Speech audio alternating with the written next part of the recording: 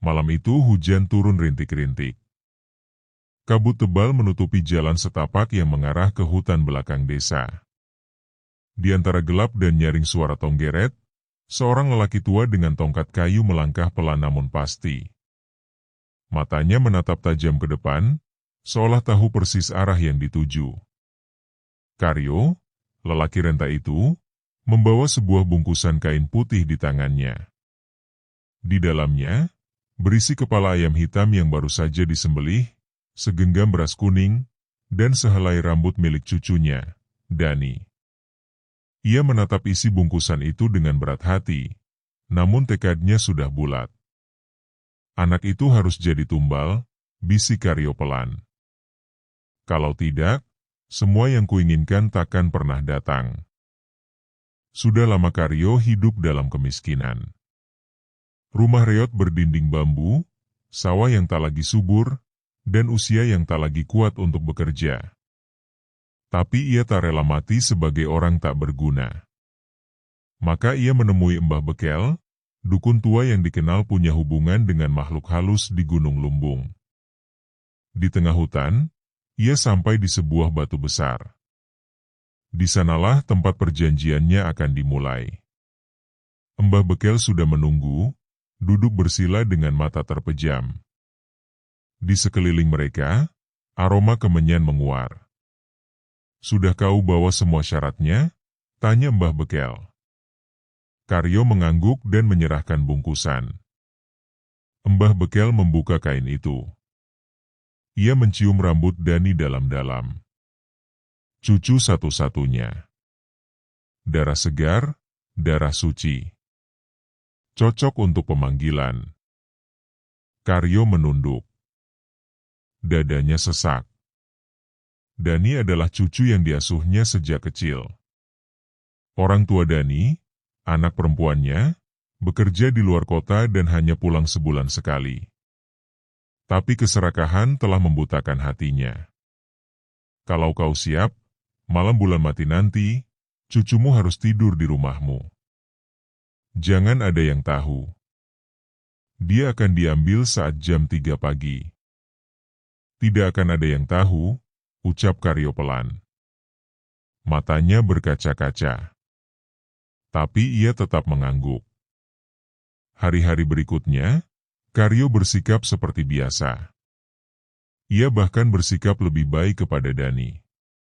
Memberi makan enak, membelikan sandal baru, bahkan menyiapkan kasur empuk di kamarnya.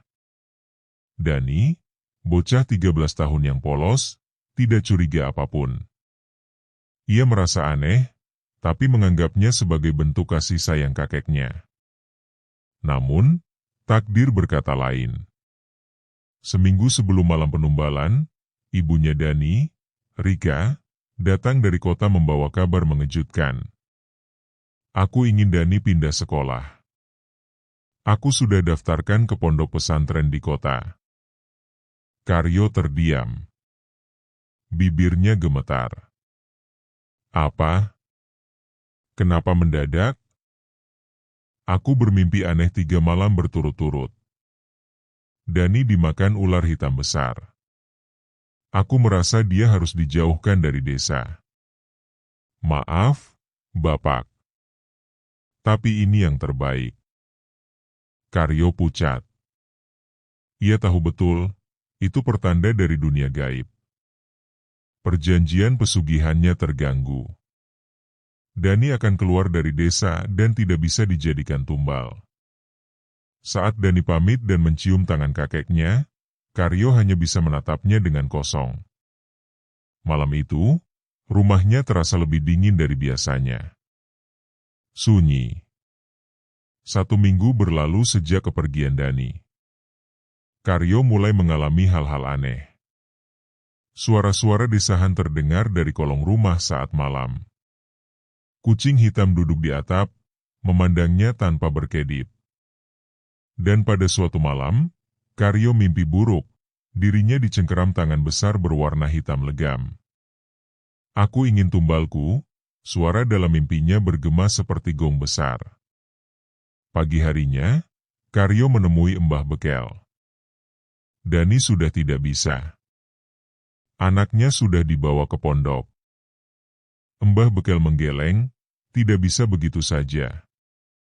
Setiap perjanjian harus ditepati. Atau kau sendiri yang akan jadi korban. Karyo panik. Ia menawarkan hewan sembelihan, uang hasil menjual sawah, bahkan potongan jari kelingkingnya. Tapi semua ditolak. Makhluk itu menginginkan darah keturunanmu, bukan milikmu. Kalau bukan Dani, carikan anak lain. Atau cucumu akan tetap dikejar, meski di dalam pesantren. Sementara itu, di pondok, Dani mulai merasakan sesuatu yang aneh. Ia sering terbangun tengah malam dengan tubuh dingin dan napas tersengal. Beberapa kali ia bermimpi berada di rumah kakeknya, digendong oleh sosok hitam tinggi besar menuju hutan. Namun setiap kali ia terbangun, suara azan subuh menyelamatkannya. "Kenapa kamu sering pucat, Dani?" tanya Ustaz Arif, salah satu pengajar di pondok. "Aku sering mimpi buruk, Ustaz." Rasanya seperti nyata. Ustaz Arif menatapnya dalam, lalu memegang ubun-ubun Dani. "Kamu harus sering baca ayat kursi sebelum tidur. Dan sebaiknya kamu mulai belajar ruqyah mandiri. Mungkin ada sesuatu yang mengikuti kamu dari kampung." Dan memang benar. Dani sedang diburu. Langit sore di desa itu tampak mendung. Angin bertiup pelan, membawa bau tanah basah yang menyesakkan dada. Di rumah panggung milik Karyo, suasana semakin mencekam sejak kepergian Dani. Meskipun cucunya kini aman di pondok pesantren, suara-suara aneh dan bayangan hitam terus menghantui tiap sudut rumah. Suatu malam, Karyo terbangun karena suara erangan dari kolong rumah. Ia membuka jendela dan melihat tanah di bawahnya bergoyang pelan seperti ada sesuatu yang menggali dari dalam. Matanya membelalak. Dari celah papan lantai, muncullah tangan hitam legam dengan kuku panjang yang menyeret tanah. "Janji, belum lunas," bisik suara parau. Karyo mundur dengan tubuh gemetar. Peluh dingin membasahi tubuh tuanya. Ia menutup kuping, berteriak tanpa suara. Tak ada yang bisa ia lakukan selain menuruti permintaan makhluk itu, tumbal. Tapi Dani sudah pergi. Maka ia mulai mengincar yang lain. Di seberang desa, tinggal seorang janda miskin bernama Busri. Ia memiliki anak lelaki berumur 10 tahun bernama Roni. Sehari-hari, Roni sering bermain layang-layang di dekat kebun belakang rumah Karyo. Karyo mulai mendekati anak itu. Ia beri Roni permen, dibelikan mainan kecil, dan sesekali mengundangnya masuk rumah. "Main ke sini saja kalau sore. Kakek sendirian, senang kalau ada temannya," kata Karyo dengan senyum dipaksakan. Roni tak curiga. Ia menikmati perhatian itu. Namun, rencana Karyo tercium oleh seseorang yang tak disangka, Pak Lurah. Malam itu, Pak Lurah lewat dekat rumah Karyo usai ronda malam. Ia melihat Roni keluar dari rumah Karyo dengan langkah lesu dan mata sayu. Keesokan paginya, Pak Lurah mendatangi rumah Busri dan menanyakan kabar. Busri mengaku anaknya sering diajak Karyo bermain, tapi belakangan Roni sering mengigau saat tidur dan ketakutan kalau malam. Ada yang pegang kaki Roni waktu tidur. Tangannya dingin dan hitam, katanya, ucap Busri sambil gemetar. Pak Lurah tak ingin langsung menuduh, tapi ia punya firasat buruk. Ia pun mendatangi rumah Karyo dan memintanya bicara. "Karyo, kau kenapa akhir-akhir ini sering bersama anak-anak kecil? Kau tahu sendiri, desa ini pernah punya sejarah kelam soal pesugihan." Karyo tersenyum kecut. "Ah, Pak Lurah bercanda. Saya cuma kesepian. Cuma ingin ditemani." Namun, malam itu, Karyo kembali didatangi Mbah Bekel. Anak itu belum cukup. Rohnya tidak sesuai syarat. Kalau kau tidak bisa kirimkan cucumu, maka ambil yang benar-benar memiliki darah keturunanmu. Tidak bisa sembarangan anak. Karyo terdiam. Pilihannya habis. Tapi ia ingat, Rika, anak perempuannya, sedang hamil muda. Ia belum tahu jenis kelaminnya, tapi bayi itu masih dalam kandungan. Mungkin bisa dijadikan tumbal. Pikiran jahat itu menari-nari di kepalanya. Ia mulai mempertimbangkan mengundang Rika pulang saat kandungannya tua, lalu menjebaknya di rumah. Di pondok pesantren, Dani semakin akrab dengan Ustaz Arif. Ia mulai belajar ruqyah dasar dan membaca Al-Quran dengan lebih khusyuk. Tapi mimpi buruk belum berhenti. Suatu malam, Dani terbangun dan melihat bayangan besar mengintip dari luar jendela kamarnya di asrama. Bentuknya tinggi, dengan kepala seperti tengkorak, dan matanya merah menyala. Dani menjerit dan teman sekamarnya ikut bangun. Ada apa, Dani? Dani hanya bisa menunjuk jendela. Tapi bayangan itu sudah lenyap. Ia gemetar dan menangis dalam diam. Besoknya, Ustaz Arif mengajaknya berbicara di musola. Dani, kadang makhluk yang dikirim dari dunia gelap bisa menyeberang kemana saja, kalau pintu belum ditutup. Kau mungkin masih diburu karena ada darah perjanjian. Aku takut, Ustaz. Tak usah takut. Kalau kamu sungguh-sungguh mendekat pada Tuhan, mereka tak akan bisa menyentuhmu. Tapi satu hal yang penting. Apa, Ustaz? Pulanglah. Temui kakekmu. Mungkin ada sesuatu yang harus kau selesaikan di sana. Kalau tidak, teror ini tak akan selesai. Dani bingung. Ia tidak tahu apa-apa. Tapi hatinya mulai curiga. Mungkinkah semua ini berhubungan dengan kakeknya? Sementara itu, di desa, Karyo mulai melakukan langkah terakhirnya. Ia menyurati Rika, mengajaknya pulang ke desa untuk selamatan 7 bulanan. Rika, yang tidak tahu apa-apa, merasa itu hal baik.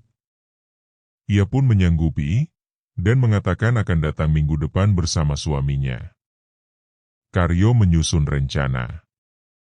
Ia akan pastikan bayi itu lahir di rumahnya, lalu menjadikannya tumbal dalam prosesi rahasia. Namun sebelum rencana itu terjadi, Dani datang lebih dulu. Ia pulang mendadak ke desa, membawa kitab kecil, tas pakaian, dan tekad kuat.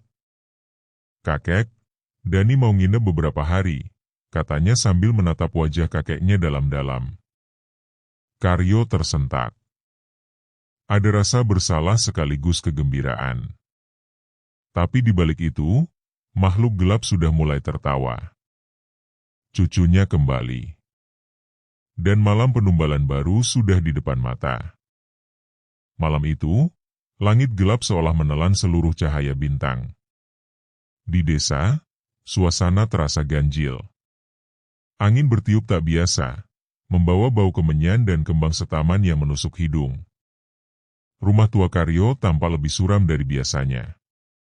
Lampunya meredup, dan di dalamnya, Dani duduk bersila, membaca ayat suci dengan pelan namun mantap. Sudah 2 hari ia di rumah sang kakek. Namun sejak malam pertama, firasat buruk terus menyelimuti dirinya. Ia sering terbangun karena suara bisikan di telinga. Kadang tercium bau busuk bercampur amis yang muncul tiba-tiba dari sudut ruangan. Tak jarang ia merasa seolah diawasi oleh sesuatu yang tak terlihat. Kenapa kamu baca-baca terus, Dani? Tanya Karyo sambil menyuguhkan teh. Dani menatap wajah kakeknya. Matanya sayu, tubuhnya kurus, namun ada sorot aneh di sana. Sorot yang membuat bulu kuduk Dani berdiri. Biar tenang, kek. Di pondok diajari begitu kalau hati nggak enak, Jawabnya tenang. Karyo hanya mengangguk. Tapi batinnya berkecamuk. Ia mulai merasa gelisah. Perjanjian dengan Mbah Bekel harus segera dipenuhi. Jika gagal lagi, nyawanya sendiri yang akan ditagih. Malam itu, tepat pukul 2 dini hari, Karyo keluar rumah diam-diam. Ia membawa dupa, kendi tanah liat, dan kain hitam. Ia berjalan ke arah kebun belakang, tempat di mana ia biasa melakukan ritual. Tapi Dani sudah bangun. Ia mengintip dari celah papan rumah. Ia melihat kakeknya memanggil sesuatu, atau seseorang. Mbah Bekel, cucuku sudah kembali. Malam ini, ambillah. Suara Karyo menggetarkan tanah. Langit bergemuruh, dan dari bayangan pepohonan, muncul sosok tinggi besar dengan kepala kambing, mata merah, dan tubuh bersisik hitam. Nafasnya menguap panas, dan lidahnya menjulur panjang. Sekarang waktunya. Anak itu harus diserahkan. Jangan coba-coba lagi menipu orang tua. Karyo mengangguk takut. Ia menusuk jari dengan paku kecil dan meneteskan darah ke kendi. Lalu ia kembali ke rumah, hendak membawa Dani yang tertidur. Namun ketika ia membuka pintu kamar Dani, kosong. Tak ada siapa-siapa. Hanya sajadah yang masih terbentang, dan Al-Quran kecil di atasnya terbuka pada surah Al-Falah. Dani berlari ke rumah Pak Lurah. Dengan napas tersengal ia mengetuk pintu keras-keras. Pak! Pak Lurah, tolong, kakek saya, dia. Pak Lurah yang baru saja tidur segera membuka pintu. Dani masuk sambil menangis. Ada apa, Dani? Pelan-pelan, ngomongnya. Dani lalu menceritakan semuanya. Tentang suara-suara aneh, tentang Mbah Bekel, dan rencana tumbal. Bahkan ia menyebut nama ibunya yang sedang hamil yang juga menjadi incaran. Wajah Pak Lurah menegang. Aku tahu Karyo aneh sejak beberapa bulan lalu. Tapi aku tak punya bukti. Sekarang, ayo. Kita ke rumah Kiai Burhan. Kiai Burhan, pimpinan pondok tempat Dani menuntut ilmu, memang tinggal di kota. Tapi malam itu ia sedang berada di rumah anaknya yang tak jauh dari desa. Bersama Dani, Pak Lurah, dan beberapa warga, mereka bergerak cepat. Sementara itu, Karyo mengendap masuk ke rumah. Ia heran, Dani tak di kamarnya. Ia memanggil, mencari, lalu mendengar suara doa dari luar rumah. Ia keluar dan melihat. Dani berdiri di halaman, menghadap rumahnya, dengan tangan mengangkat ke langit. Beberapa santri dari pondok sudah berdiri di belakangnya. Aku berlindung kepada Tuhan dari kejahatan makhluk-makhluk yang tersembunyi, teriak Dani lantang. Mbah Bekel muncul lagi, lebih marah dari sebelumnya. Sosoknya menggeliat dari balik pohon jati, berjalan menyerupai ular yang menjijikan. Tapi Dani terus membaca surah Al-Baqarah ayat 255, ayat kursi, berulang-ulang. Makhluk itu mulai mengerang. Tubuhnya bergetar, kulitnya melepuh. Karyo panik. Jangan. Jangan dia. Aku saja.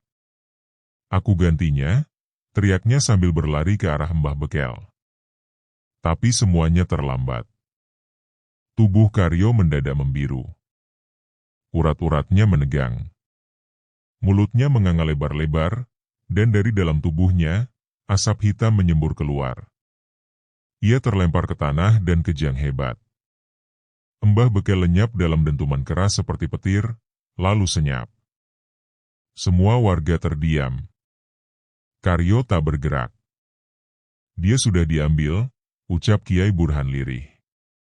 Pagi harinya, jenazah Karyo ditemukan dengan wajah membiru dan tubuh kaku seperti patung batu. Tak ada tanda kekerasan, tapi tubuhnya seperti ditarik dari dalam. Seolah jiwa dan raganya dikoyak paksa. Dani hanya bisa menangis. Meski sang kakek pernah mencoba mencelakainya, ia tetaplah keluarganya. Ia tetap sosok yang pernah menggendongnya saat kecil. Kiai Burhan mendekat dan menepuk pundaknya. Dani, terkadang orang tua melakukan hal yang buruk karena keputusasaan. Tapi engkau telah menyelamatkan bukan hanya dirimu, tapi juga banyak nyawa setelahmu. Dani menunduk. Ia tahu ini belum akhir. Tapi setidaknya malam itu, ia telah memutus rantai kutukan yang membelit keluarganya. 3 hari setelah kematian Karyo, suasana desa kembali tenang. Tapi tidak dengan hati Dani. Ia duduk di bawah pohon mangga di belakang rumah kakeknya, memandangi tanah yang baru digali untuk makam. Di balik diamnya, pikirannya dipenuhi pertanyaan yang belum terjawab. Mengapa kakeknya tega hampir mengorbankannya? Sejak kecil, Karyo selalu hangat dan penuh kasih, atau setidaknya itulah yang Dani ingat. Tapi setelah kejadian malam itu, semua kenangan seperti kabur. Ada luka yang lebih dalam dari sekadar pengkhianatan. Luka itu bernama ketidakpahaman. Ia memutuskan masuk ke dalam rumah tua peninggalan kakeknya. Dinding rumah kayu itu masih berbau dupa. Beberapa benda pusaka dan buku tua yang dulu tak pernah boleh disentuh kini terbuka lebar di depan mata. Dani menelusuri setiap ruangan, hingga sampai ke loteng kecil yang tertutup papan kayu. Dengan sedikit tenaga, ia mendorong papan itu. Debu beterbangan, sarang laba-laba menggantung dari setiap sudut. Di sana, ia menemukan sebuah peti besi berkarat. Ia membukanya perlahan. Di dalamnya, ada buku catatan dengan tulisan tangan tua. Halaman pertama bertuliskan, Perjanjian ketiga, tumbal darah. Tangan Dani bergetar saat membalik halaman demi halaman. Isinya adalah catatan Karyo tentang awal mula pesugihan. Ternyata, semuanya dimulai 30 tahun lalu, ketika istri Karyo, nenek Dani, jatuh sakit parah. Karyo tak punya uang untuk berobat. Dalam keputusasaan, ia mencari dukun sakti, dan di sanalah ia diperkenalkan pada Mbah Bekel. Ritual pertama, seekor ayam cemani. Ritual kedua, seekor kambing hitam. Ritual ketiga, darah keturunan. Karyo sempat menolak tahap ketiga. Tapi setelah istri dan 1 anaknya meninggal, ia berubah. Ia percaya semua itu karena ia tak menyelesaikan perjanjian. Maka ia menunggu cucunya lahir, dan Dani adalah yang pertama. Maka sejak kecil, Dani sudah ditandai. Ia dijaga, bukan karena sayang, tapi agar si tumbal tetap hidup sampai waktunya. Ya Allah, Dani jatuh terduduk. Air matanya mengalir. Bukan karena marah, tapi karena hancur. Ia merasa bukan siapa-siapa di mata kakeknya, hanya angka dalam perjanjian setan. Di halaman rumah, datang seseorang tak terduga, Bu Sulastri, adik ipar Karyo yang lama tinggal di kota. Ia membawa bungkusan kain dan wajah yang tampak letih. Aku dengar Karyo sudah tiada, ucapnya sambil menatap Dani penuh iba. Iya, Bu, jawab Dani lirih. Sulastri duduk di kursi bambu depan rumah, memandang rumah tua itu dengan sorot mata berat. Dulu, saat istri Karyo meninggal, ia bukan orang jahat. Tapi rasa bersalah membuatnya rapuh. Ia kehilangan arah. Ia merasa semua yang ia cintai akan pergi kalau dia tidak bertindak. Maka ia cari cara agar tidak ada lagi kehilangan. Sayangnya, ia salah jalan. Dani menatap wajah wanita itu. Kenapa tak ada yang menghentikannya? Kami mencoba. Tapi siapa yang bisa mengalahkan orang yang merasa Tuhan sudah meninggalkannya? Suaranya bergetar. Dan waktu itu, kami pikir perjanjiannya gagal, karena kamu dibawa ke pesantren. Tapi dia menunggu. Diam-diam.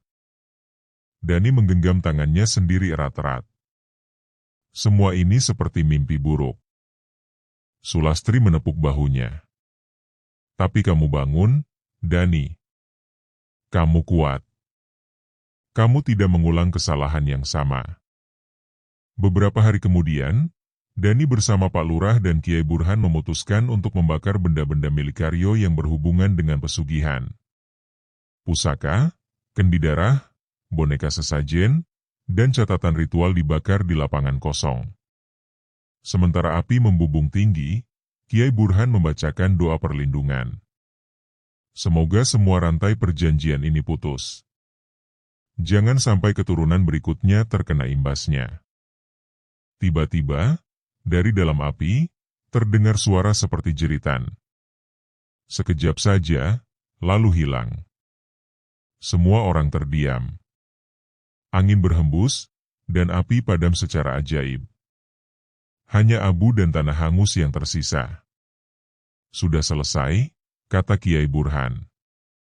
Tapi Dani tahu, luka di hatinya belum.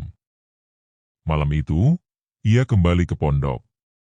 Di ruang kamarnya, ia duduk sambil menatap langit-langit. Seakan berbicara kepada arwah sang kakek. Kek, semoga engkau menemukan jalan yang lebih baik di sana. Aku memaafkan, tapi aku takkan lupa. Ia lalu mengambil Al-Quran kecilnya. Dibukanya halaman yang sering ia baca sejak malam di rumah Karyo. Surah Al-Falaq. Dari kejahatan malam apabila telah gelap gulita. Ia paham sekarang. Malam yang kelam itu bukan akhir, tapi awal. Awal dari kebebasan dirinya dari kutukan keluarga. Dan ia bersyukur, Allah menyelamatkannya lewat jalan ilmu dan iman. 3 bulan telah berlalu sejak api membakar warisan kegelapan yang ditinggalkan Karyo. Langit sore di pesantren berwarna jingga lembut, burung-burung beterbangan kembali ke sarang. Dani duduk di serambi masjid, mengenakan sarung biru dan peci hitam. Di hadapannya terbuka kitab kuning tafsir Jalalain, di sampingnya secangkir teh yang masih mengepul pelan. Wajahnya lebih tenang. Tapi di balik ketenangan itu ada pengalaman yang tak semua orang tahu, pengalaman nyaris menjadi tumbal. Pengalaman dikhianati darah daging sendiri. Namun tak ada lagi dendam dalam hatinya. Yang ada hanyalah tekad, tak boleh ada Dani lain yang menjadi korban. Ia kini bukan hanya santri, tapi juga pembimbing bagi adik kelas yang baru masuk. Anak-anak dari berbagai desa yang haus ilmu dan pelindung dari dunia gelap yang dulu hampir menelannya. Suatu malam, Kiai Burhan memanggil Dani ke ruang tamu pesantren. Dani, kamu tahu alasan kenapa dulu aku menolak permintaan keluargamu untuk mengizinkanmu pulang, kan? Dani mengangguk. Karena Kiai tahu niat mereka bukan baik. Kiai Burhan mengelus janggut putihnya. Bukan hanya itu. Waktu itu aku bermimpi, 3 malam berturut-turut. Dalam mimpi, aku melihat seorang anak laki-laki dirantai di bawah pohon beringin, dan seseorang menyerahkan kunci padaku. Dani terdiam. Tenggorokannya tercekat. Mimpi itu seperti isyarat. Maka aku kirim santri untuk pantau keluargamu dari jauh. Dan benar, mereka bukan ingin kamu pulang untuk sekolah, tapi untuk dikorbankan. Kenapa Kiai tak bilang dari dulu? Karena tak semua rahasia harus diungkap sebelum waktunya. Dan kamu sudah cukup dewasa untuk memahami semuanya sekarang. Dani menunduk. Terima kasih sudah menyelamatkan saya, Kiai. Saya tak akan sia-siakan kesempatan ini. Kiai Burhan tersenyum. Mulai sekarang, jangan cuma jadi murid. Jadilah pelindung. Bukan hanya bagi keluargamu, tapi bagi siapapun yang hampir terseret gelapnya pesugihan. Beberapa minggu kemudian, Dani pulang ke desa untuk liburan akhir semester. Kali ini, bukan sebagai anak polos yang bisa dibohongi, tapi sebagai pemuda yang telah melihat 2 sisi dunia, yang terang dan yang gelap. Ia disambut oleh Bu Sulastri yang kini tinggal di rumah Karyo. Rumah itu kini bersih dari dupa, dari bau kemenyan, dan dari cermin-cermin aneh. Sudah jadi rumah biasa. Bahkan temboknya dicat ulang, dan kendi-kendi sesajen diganti dengan pot bunga. Semuanya sudah berbeda sekarang, ujar Bu Sulastri sambil menyajikan pisang goreng dan teh manis. Semoga tidak ada lagi perjanjian gelap di keluarga ini. Dani berjalan mengelilingi pekarangan. Ia menatap bekas tempat pohon beringin yang dulu berdiri di belakang rumah. Kini tinggal tanah lapang. Di atasnya tumbuh tunas-tunas hijau. Ia tersenyum kecil. Alam pun memberi tanda, gelap itu bisa hilang, selama ada cahaya yang dibawa. Malamnya, Dani diajak ceramah oleh Pak Lurah di musola desa. Kamu ceritakan yang pernah kamu alami, tapi cukup yang bisa dijadikan pelajaran, kata Pak Lurah pelan sebelum acara dimulai. Dani berdiri di depan mimbar kecil. Beberapa warga duduk menyimak, mulai dari bapak-bapak sampai anak muda. Saya dulu cucu dari seseorang yang dikenal dermawan. Tapi di balik itu, ternyata dia menyimpan rahasia besar. Ia mengira bisa membeli kemakmuran dengan tumbal darah. Suara warga mulai berbisik. Dani melanjutkan, tenang. Tapi saya selamat. Bukan karena saya kuat. Tapi karena saya beruntung ditempatkan di lingkungan yang penuh doa. Ia menatap anak-anak muda yang duduk di barisan depan. Teman-teman, kadang kita tergoda mencari jalan pintas. Uang cepat, usaha lancar, rumah mewah. Tapi kalau caranya lewat perjanjian dengan jin, syirik, pesugihan, ingat, bayarnya bisa nyawa. Seseorang di antara jamaah meneteskan air mata. Dani tak berhenti. Allah tak pernah tidur. Kalau kita bersabar dan terus berusaha, rezeki halal pasti datang. Jangan ikuti jejak orang-orang yang ingin kaya dengan mengorbankan darah sendiri. Tepuk tangan tak terdengar di musola itu, tapi mata orang-orang berbinar. Ada harapan. Ada cahaya. Kembali ke pondok beberapa minggu kemudian, Dani menerima amanah baru, menjadi salah satu pengurus pesantren. Ia mengelola program dakwah ke desa-desa, membawa pesan bahwa ilmu agama bisa menjadi benteng terakhir dari godaan kekayaan instan. Ia sering mengingat malam ketika dirinya nyaris dijadikan tumbal. Ketika tubuhnya dibawa dalam keranjang sesajen, dan suara tawa makhluk tak kasat mata menggema. Tapi ia juga ingat bagaimana ayat-ayat suci menyelamatkannya. Kini, ia tak mau menyimpan kisahnya sendiri. Ia ceritakan secara halus ke santri-santri baru, bukan untuk menakut-nakuti, tapi untuk mengingatkan bahwa keimanan tak hanya soal hafalan, tapi juga perlindungan sejati. 5 tahun kemudian, Dani berdiri di depan gerbang pesantren. Sekarang ia resmi jadi ustaz muda. Anak-anak kecil memanggilnya Ustaz Dani, dan orang tua menghormatinya seperti anak sendiri. Tak banyak yang tahu bahwa dulu ia hanya nyaris jadi tumbal pesugihan. Ia menatap langit yang cerah. Tak ada awan gelap. Tak ada angin panas aneh seperti malam di rumah Karyo dulu.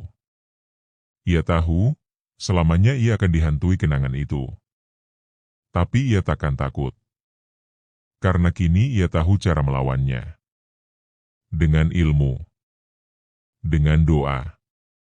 Dengan keberanian untuk memutus rantai warisan iblis. Tamat.